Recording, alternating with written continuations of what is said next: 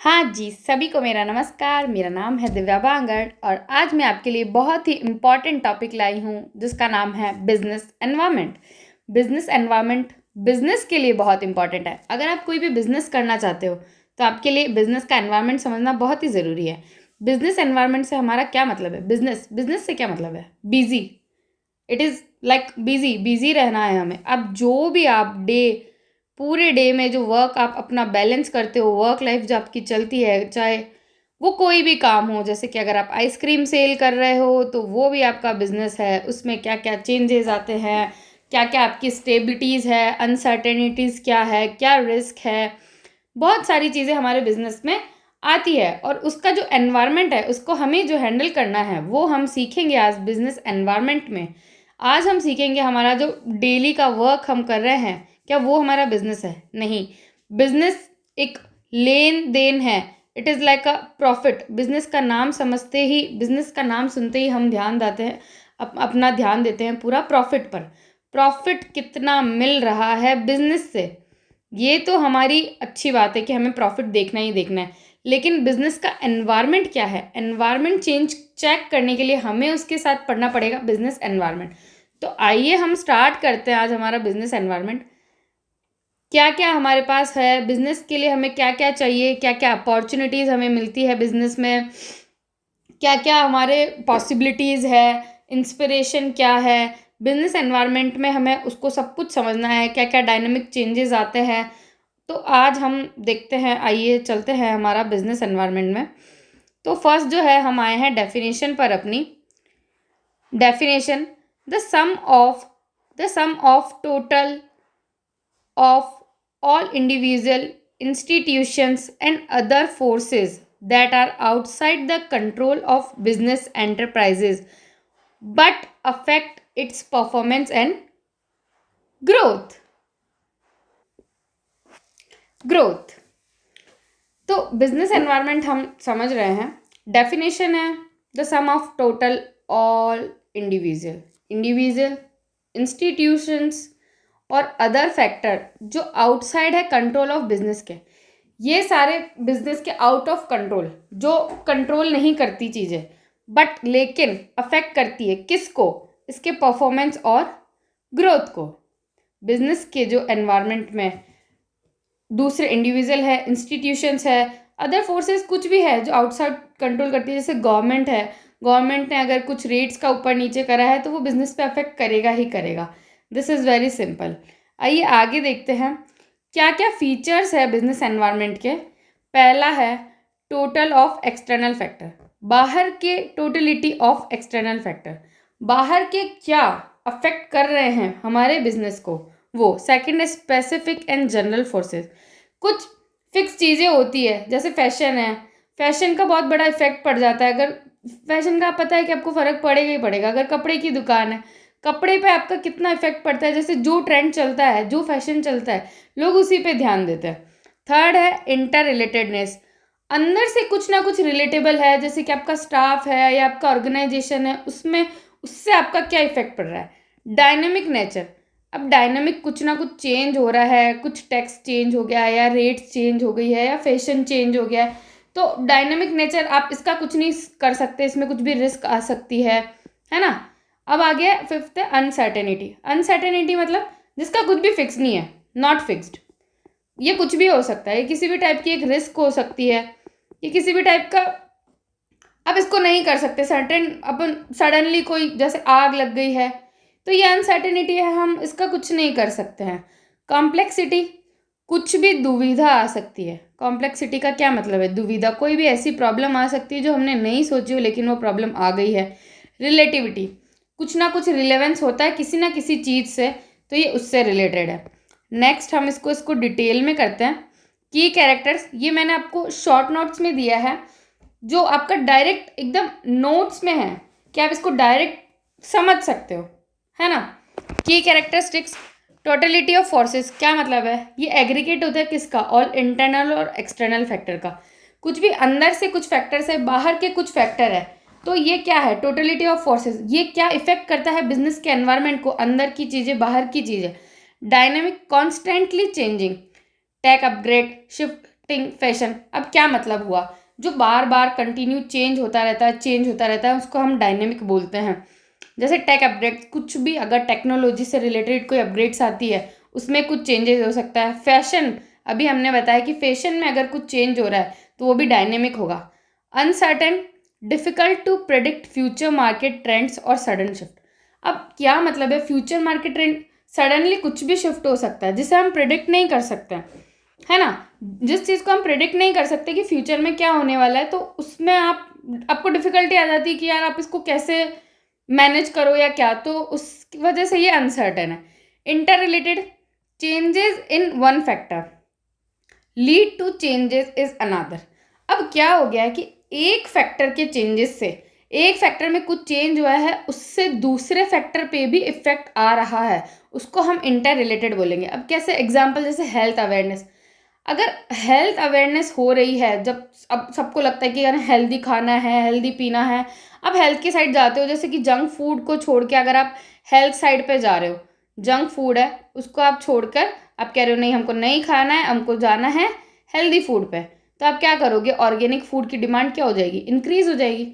जाहिर सी बात है, हम पिज़्ज़ा बर्गर खाते हैं या बहुत हेल्दी हो गई हूँ, ऐसा हो गया वैसा हो गया, अनफिट हूँ, तो आप क्या करोगे कि आप खाओगे अच्छी चीज़ें जैसे कि आप फ्रूट्स पे जाओगे, वेजिटेबल्स पे जाओगे, सैलिड्स पे जाओगे, अच्छी अच्छी चीज़ें आप खाओगे जो ऑर्गेनिक फूड है।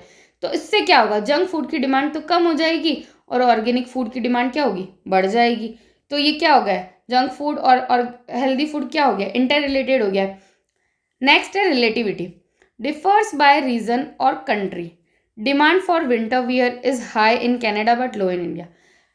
डिपेंड करता है कि वहाँ पर मौसम कैसा है, अपनी अपनी कंट्री और अपनी अपनी रीजन पर डिपेंड करता है। ज़रूरी नहीं है कि अगर यहाँ ठंड पड़ रही है, इंडिया में ठंड पड़ रही है तो अमेरिका में भी उस टाइम ठंड पड़े, नहीं। रिलेटिविलिटी, ये बिजनेस है ऐसा कि अगर इंडिया में ठंड कम है तो आप विंटर क्लोथ्स नहीं निकालोगे, है ना। गर्मी है तो आप विंटर क्लोथ्स क्यों निकालोगे, नहीं निकालोगे, आप समर कोट्स निकालोगे।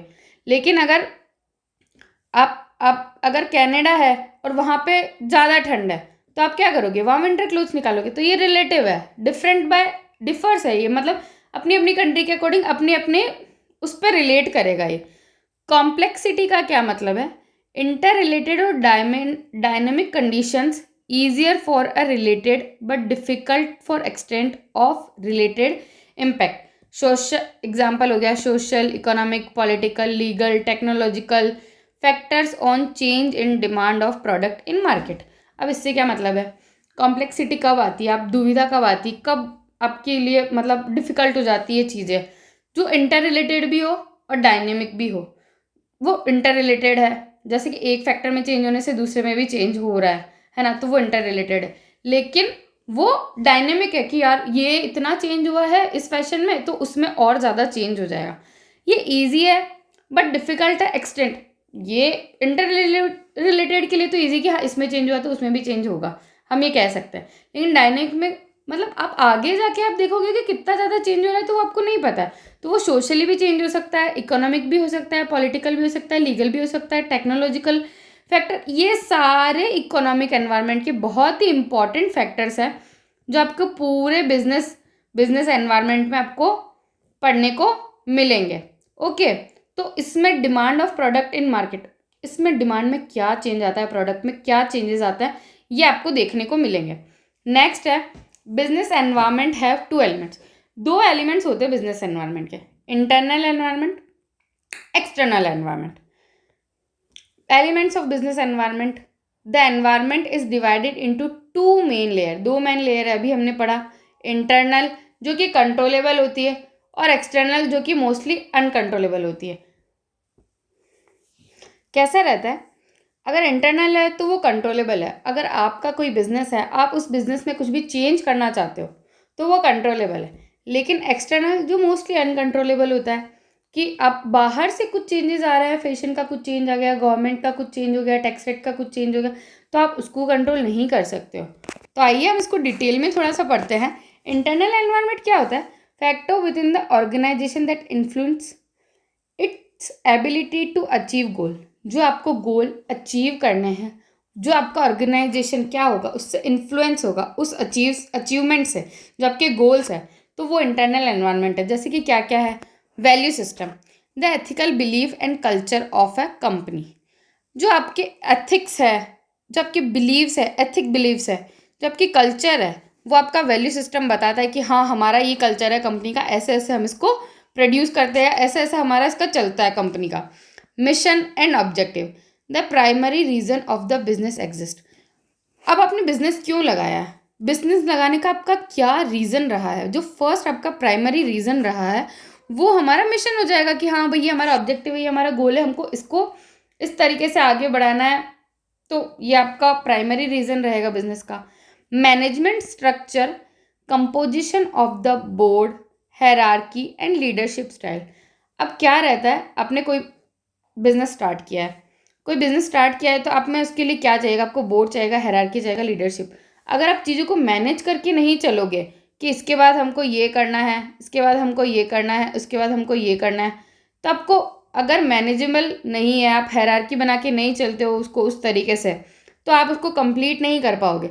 जैसे कि अगर आपको कपड़ा बनाना है, आपने कपड़े बनाने की फैक्ट्री लगाई है, तो उसके लिए आपको मशीन्स चाहिएगी, ठीक है। मशीन्स हुई तो आपको चाहिएगा यार्न, धागा चाहिएगा।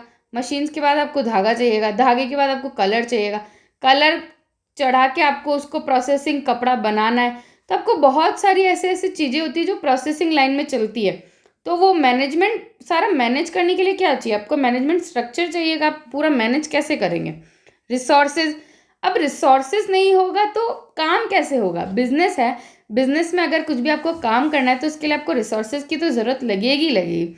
अब कौन कौन से रिसोर्सेज होते हैं वो हम देखते हैं। फर्स्ट है ह्यूमन एम्प्लॉयज़, जो किसी भी कंपनी में बिजनेस में काम कर रहे हैं, अगर कोई इंसान काम कर रहा है तो ह्यूमन जो एम्प्लॉयज़ काम कर रहा है। आजकल तो रोबोट्स भी आ गए हैं जिसको हम किस में काउंट कर रहे हैं, फिजिकल मशीनरी में काउंट कर रहे हैं।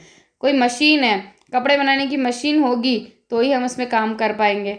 एंड सबसे इम्पॉर्टेंट होता है फाइनेंशियल कैपिटल। अगर आपके पास पैसा है, पैसा होगा, मनी होगा, तो ही तो आप उस चीज़ को लगा पाओगे ना। अगर आपके पास पैसे ही नहीं है तो आप फाइनेंशियली कैपिटल कहाँ से लगा पाओगे। सो पैसा भी हमें बहुत ज़रूरी है। नेक्स्ट हमारा आता है एक्सटर्नल एनवायरनमेंट। एक्सटर्नल एनवायरनमेंट में क्या आएगा, factor outside the organisation categorised into micro and macro level. Micro और मैक्रो लेवल पर कैसे हमारे जो फैक्टर्स है जो आउटसाइड है। अब आप कुछ लोग समझते हैं कि माइक्रो इंटरनल एनवायरनमेंट का ही पार्ट होता है, लेकिन नहीं, माइक्रो और मैक्रो दोनों हमारे एक्सटर्नल एनवायरनमेंट के पार्ट होते हैं। तो इसको आप कैसे कैटेगराइज करोगे कि बाहर से ये चीज़ें आ रही है, तो आप इसको कैसे करोगे, बाहर की कौन कौन सी चीज़ें अब हम देखते हैं। माइक्रो लेवल पर भी देखेंगे और मैक्रो लेवल पे भी देखेंगे। फर्स्ट आ रहा है हमारा माइक्रो, टास्क एनवायरनमेंट। इसे टास्क एनवायरनमेंट क्यों कहते हैं हम आगे समझेंगे इसको। Immediate factor affecting the specific firm. जो अब देखो, अगर किसी चीज़ पे इमीडिएट इफेक्ट पड़ा है तो आप क्या करोगे, इसको टास्क ही बोलोगे ना कि यार ये करना है, अच्छा ऐसा हो गया, कस्टमर ने ये मांग लिया तो हमको ये चाहिए वो चाहिए। तो ये क्या हुआ, इमीडिएटली हमें चीज़ें समझ में आई कि इमीडिएटली हमको ये चाहिए चाहिए। Customers the ultimate source of revenue. Revenue का अल्टीमेट सोर्स कस्टमर को क्यों बताया गया है, क्योंकि जो आपने चीज़ बनाई है वो चीज़ कौन खरीदेगा, कस्टमर ही खरीदेगा। तो ये अल्टीमेट सोर्स है किसका, रेवेन्यू का, कि हमारी रेवेन्यू कैसे बढ़ेगी। जब जब कस्टमर्स हमसे सामान खरीदेंगे तो हमारी रेवेन्यू क्या होगी, इंक्रीज होगी। Suppliers providers of raw material and input. आपको कुछ चीज़ बनानी है, मान के चलो कि आपकी कंपनी में आपको कपड़ा बनाना है लेकिन आपके पास धागा नहीं है, तो धागा आपको कौन ला के दे रहा है, वो आपके सप्लायर्स दे रहे हैं, आपको रॉ मटेरियल दे रहा है। मान के चलो सिर्फ आपके पास कपड़ा है, कपड़ा बनाना है, आपको कपड़ा है, आपके पास कपड़े का कच्चा कपड़ा है, कहने का मतलब कि पूरा ऐसा रो कपड़ा है और उसका आपको टी शर्ट बनाना है। तो टी शर्ट के लिए तो आपको जो मशीन चाहिएगा ना, अब उसका क्या लगेगा, अपने को जो देगा वो सप्लायर देगा। तो सप्लायर ने तो क्या दिया है, रॉ मटेरियल दिया है या इनपुट दिया है, तो उसको हम बोलेंगे सप्लायर्स। थर्ड है हमारे competitors, other firms fighting for the same market share. अब आप सोचो, जो काम आप कर रहे हो वही काम आपका पड़ोसी भी कर रहा है, या एक और बिजनेस में आपने कपड़े बनाने की दुकान है, आपकी मैन्युफैक्चरिंग है, एक और मैन्युफैक्चर आपके साथ आ जाता है जो भी कपड़े ही बनाता है, तो आपका क्या होगा, वो कॉम्पिटिटर होगा कि हाँ सेम मार्केट में सेम चीज़ के लिए काम आ रहा है। तो ये क्या हो गया, एक तरह से फाइट हो गया है कि हाँ यार ये काम जो मैं कर रहा हूँ वही काम ये कर रहा है। उसके बाद आ गया intermediaries, middle man like wholesaler and retailer.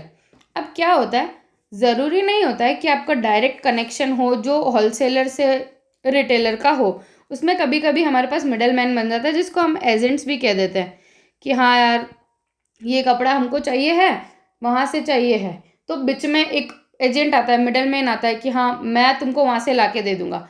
तो वो किस पे काम करता है, वो कमीशन बेस्ड काम करता है कि आपको ये सामान चाहिए मैं ला के दूंगा पर मेरा कमीशन इससे। वो होलसेलर से भी कमीशन लेता है, रिटेलर से, क्योंकि होलसेलर को तो बेचना है और रिटेलर को खरीदना है, तो वो बीच में क्या लेगा, अपना अपना कमीशन लेगा, लेगा ही लेगा।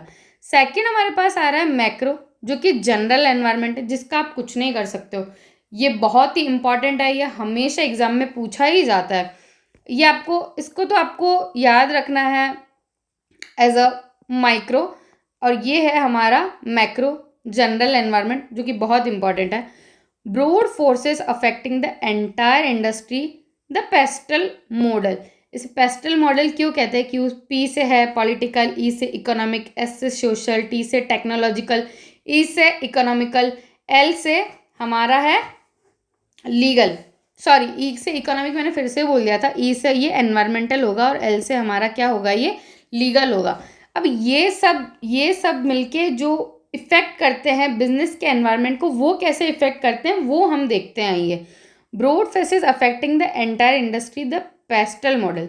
अब कैसे कैसे ये इफेक्ट कर रहा है उसको देखते हैं। पॉलिटिकल, अगर कोई पॉलिटी से इफेक्ट आ रहा है, एक्सटर्नल इफेक्ट है, अंदर का कुछ नहीं है, किस पे है, मैक्रो लेवल पे है। एक्सटर्नल में मैक्रो, मैक्रो का कौन सा, पॉलिटिकल, जो गवर्नमेंट स्टेबिलिटी। अब गवर्नमेंट के अगर कुछ भी चेंजेस आते हैं तो वो हमारे बिजनेस पे अफेक्ट करेगा ही करेगा। टैक्स पॉलिसी, टैक्स में कुछ भी चेंज हुआ है, टैक्स रेट नीचे हुआ है, टैक्स रेट ऊपर हुआ है, तो उस पर भी हमारा बिल्कुल इफेक्ट पड़ेगा। ट्रेड रेगुलेशन, अब कितना माल बेचना है, कितना माल खरीदना है, ट्रेडिंग के अकॉर्डिंग भी हमारा बिजनेस जाता ही जाता है। Economic, inflation, interest rate, GDP, income level. अगर इन्फ्लेशन हो गया है, मुद्रास्फीति बढ़ गई है, जो कि रेट्स बढ़ जाती है ना, इंटरेस्ट रेट बढ़ गई है या कम हो गई, तो वो भी इफेक्ट करेगी। GDP, gross domestic product, GDP पे भी हमारा कितना रहता है कि अगर इसमें चेंजेस आएगा तो हमारे इकोनॉमिकली इफेक्ट आएगा ही आएगा बिजनेस पर। इनकम लेवल, कि अब एम्प्लॉयज़ का कितना इनकम लेवल है, उसके अकॉर्डिंग वो काम करेंगे कि हमको इतनी इनकम चाहिए ही चाहिए, ये इतना हमको ऐसा करना ही करना है, तो उसका भी बहुत इफेक्ट पड़ता है। सोशल है, डेमोग्राफिक, लाइफस्टाइल ट्रेंड और कल्चरल वैल्यू। आजकल क्या रहता है कि इसको देख के हमको भी ये करना, उसको देख के हमको भी वो करना, सबका अपना अलग अलग हो गया है कि ना, लाइफस्टाइल आजकल सब मेंटेन करके रखते हैं। कल्चरल वैल्यू, सबका कल्चर बैकग्राउंड अलग अलग होता है। तो सोशली अपन देखें ना तो बहुत सारी डिफरेंसेस है कल्चर में। हिंदू के अंदर ही बहुत सारे कल्चर्स, वैल्यू सबकी अलग अलग रहती है, तो वो सोशली इफेक्ट करता ही करता है। टेक्नोलॉजिकल, अब टेक्नोलॉजिकल में क्या है, इनोवेशन है, रिसर्च एंड डेवलपमेंट, R&D का यहाँ पे मतलब है रिसर्च। R&D का मैं मतलब आपके लिए यहाँ लिख देती हूँ, इट इज़ रिसर्च। एक सेकेंड, मैं इसको यहीं लिखती हूँ ना, रिसर्च एंड डेवलपमेंट, ठीक है, एंड ऑटोमेशन। अब कुछ भी चीज़ अगर हो गई है, इनोवेशन, कुछ नया इनोवेशन आ गया है, तो अब उस पर काम होने लग जाएगा, तो ये क्या है, इफेक्ट ही है ना। किसी के पास ट्रेडिशनल मेथड है किसी चीज़ को काम करने का और नई चीज़ आ गई है, कोई मशीन नई आ गई है, तो उसका इफेक्ट पड़ेगा बिजनेस पे कि यार हाँ ये कितना अच्छा किया है, पुरानी मशीन से थोड़ा कम अच्छा हो रहा है, टाइम ज़्यादा लग रहा है, तो इनोवेशन का भी फ़र्क पड़ेगा। रिसर्च एंड डेवलपमेंट, किसी पे अच्छी खासी रिसर्च हो गई है, अच्छा सा डेवलपमेंट उस पर हुआ है, तो आप उसी पे फोकस करोगे। ऑटोमेशन, आजकल ऑटोमेशन कितना ज़्यादा हो गया है, हाँ कुछ भी चीज़ हो, सबको सब कुछ जल्दी चाहिए और ऑटोमेटिक चाहिए कि यार बहुत जल्दी से ये काम हो जाए और ऑटोमेटिक हो जाए। आजकल तो पोछे लगाने का भी मशीन आ गया है कि ऑटोमेटिक पोछा लग जाता है सारी जगह, तो ऑटोमेशन टेक्नोलॉजिकली कितना वो हो गया है, ह्यूमंस को इसने पूरा क्या कर दिया है, पूरा रिप्लेस कर दिया है। एनवायरमेंटल कैसा है, सस्टेनेबिलिटी है, क्लाइमेट चेंज, ग्रीन लॉज। अब कैसा रहता है, क्लाइमेट का कोई भरोसा नहीं है, ठीक है, एक मौसम के अकॉर्डिंग आप वो कर सकते हो, लेकिन आजकल तो ऐसा पता चल जाता है टेम्परेचर का भी, या क्लाइमेट में अगर कुछ अर्थक्वेक वाले भी आने वाला है। तो पर ये सब चीज़ें क्या करती है, बिजनेस को कहीं ना कहीं इफेक्ट करती है। जैसे कि अगर कोरोना वायरस आ गया, कोरोना आ गया, तो अब उसका आप कुछ नहीं कर सकते हो कि आपका बहुत बड़ा लॉस हुआ है, इसमें सब कुछ लो गया है, सारे बिजनेस का लो गया है। तो क्लाइमेट चेंजेस आ सकता है, ग्रीन लॉज आ सकता है कि हाँ आपको इतना ही पोल्यूशन कर सकते हो आपके बिजनेस में, क्योंकि आप इससे ज़्यादा आपको वो पॉल्यूशन का आपका वो लेना पड़ता है। ज़्यादा पॉल्यूशन हो रहा है तो आपको वो हो सकता है बंद करा दे, है ना। लीगल जिसमें employment laws, health and safety and patent law. अगर फूड प्रोडक्ट है ना, जैसे फूड आप कुछ बना रहे हो तो आपको हेल्थ और सेफ्टी देखना पड़ेगा, आपको उससे FSSAI से आपको वो कंफर्मेशन आपका वो लेना पड़ेगा कि हाँ मैं इतना हेल्दी फूड ही बना रहा हूँ जिससे लोगों को कुछ हार्म नहीं हो रहा है ना। पेटेंट लॉ है, एम्प्लॉयमेंट लॉ है, ये हमारे क्या करते हैं, ये सब हमारे को इफ़ेक्ट करते हैं। ओके चलिए, आज का हमारा सेशन इतना ही था। तो थैंक यू सो मच। जल्दी मैं आपके लिए एक नई वीडियो लेके आऊँगी जो हमारी रिलेटेबल होगी। Thank you.